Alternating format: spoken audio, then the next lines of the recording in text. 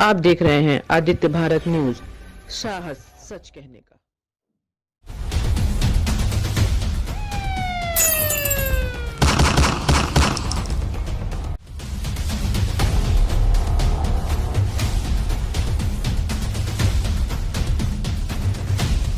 दिल्ली के चर्चित श्रद्धा हत्याकांड जैसी घटना उत्तर प्रदेश के आजमगढ़ में भी हुई है।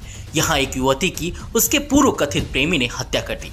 पुलिस के मुताबिक आरोपी ने पहले युवती की गला दबाकर हत्या की, फिर शव को 6 हिस्सों में काटकर ठिकाने लगा दिया था। इतना ही नहीं, जब शव का एक हिस्सा बरामद करने के लिए पुलिस आरोपी को उसकी बताई जगह पर लेकर गई तो उसने पुलिस पर भी हमला कर दिया। पुलिस की पूछताछ में आरोपी प्रिंस ने बताया कि पिछले 2 साल से उसका मृतक आराधना के साथ संबंध था। इस साल फरवरी में आराधना की शादी किसी दूसरे व्यक्ति से हो गई थी। इसके बाद से ही वो आराधना पर शादी करने का दबाव बना रहा था और अपनी पुरानी शादी तोड़कर उससे शादी करने की बात कर रहा था। पुलिस ने आरोपी के हवाले से बताया कि आराधना उसकी बात नहीं मानी तो प्रिंस ने युवती की हत्या कर दी। पुलिस के मुताबिक इस पूरी साजिश में आरोपी प्रिंस के माता पिता और उनके रिश्तेदार भी शामिल थे। उनके द्वारा बढ़ावा दिया गया कि अगर लड़की नहीं मानती है तो उसको रास्ते से हटा दिया जाए। 16 तारीख को थाना क्षेत्र अहिरोला में पश्चिम पट्टी के पास सड़क के किनारे एक कुएं में अज्ञात युवती की डेड बॉडी मिली थी, जिसमें सिर नहीं था और बॉडी को अलग अलग पार्ट्स में काटा गया था। जनपद पुलिस के लिए एक बहुत बड़ी चुनौती थी इस घटना का खुलासा करना और इसमें जो भी अभियुक्त शामिल है उनके खिलाफ कार्रवाई करना। इसके लिए 5 अलग अलग टीमें गठित की गई थी, जिसमें एडिशनल एसपी हमारे 2 सीओ साहिबान और समस्त थाना प्रभारियों को लगाया गया था। अलग अलग जनपदों में टीमें भेजी गई थी शिनाख्त करने के लिए। बहुत महत्वपूर्ण रोल थाना अहिरोला पर नियुक्त आरक्षी चालक राजेश वर्मा के द्वारा इस घटना में इनका महत्वपूर्ण रोल रहा। लड़की की शिनाख्त आराधना प्रजापति, इनकी उम्र लगभग 22 वर्ष है। ये इसहाकपुर गांव के रहने वाले हैं। इनके रूप में इनकी शिनाख्त हुई, जो डेड बॉडी पे के हाथ में कंगन था और हाथ में एक धागा था और पैर में जो नेल पॉलिश थी। इसके आधार पे पुलिस को ये संभावना लगी कि ये डेड बॉडी उनकी हो सकती है। परिजनों से बातचीत की गई, विस्तार में तफ्तीश की गई, CDR एनालिसिस बहुत डिटेल में किया गया।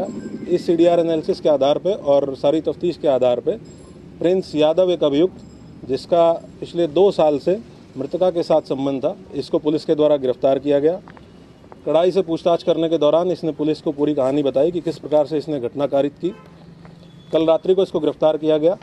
5 टीमों ने इससे लगातार पूछताछ की है। पूछताछ के दौरान इसने बताया कि 2 साल से मृतका के साथ इसका संबंध था। ये बाहर विदेश में रहते हुए काम कर रहा था।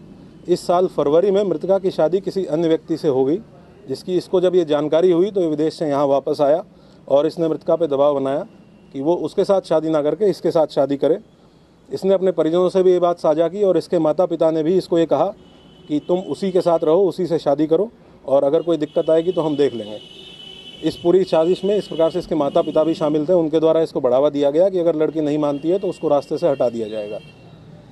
ये लगातार लड़की से बातचीत करता रहा, प्रयास करता रहा कि वो अपनी पुरानी शादी को तोड़ के और इसके साथ शादी कर ले। लड़की नहीं मानी। 29 तारीख के बाद से 29 अक्टूबर के बाद से इसके दिमाग में ये पक्की प्लानिंग हो गई कि इसको लड़की की हत्या। मीडिया रिपोर्ट्स के मुताबिक 10 नवंबर को प्रिंस और उसके मामा के लड़के सर्वेश ने फोन कर आराधना को उसके गांव के बाहर बुलाया। प्रिंस आराधना को सर्वेश के घर ले जाने के बहाने जजाऊपुर के पास एक गन्ने के खेत में ले गया और फिर गला दबाकर उसकी हत्या कर दी।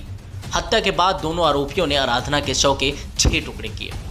शव के सिर को पास के एक तालाब में ठिकाने लगाया और बाकी के हिस्सों को पॉलीथीन में भरकर कुएं में डाल दिया। लाश मिलने के बाद पुलिस को युवती का सर बरामद करना था। वो प्रिंस की निशानदेही पर उसे लेकर घटनास्थल पर पहुंची। आरोप है कि यहां प्रिंस ने पहले से ही एक तमंचा छिपाकर रखा था। उसी तमंचे से उसने पुलिस पर हमला कर दिया। पुलिस की जवाबी कार्रवाई में आरोपी के पैर में गोली लगी। उसे फिर से गिरफ्तार कर इलाज के लिए अस्पताल भेज दिया गया।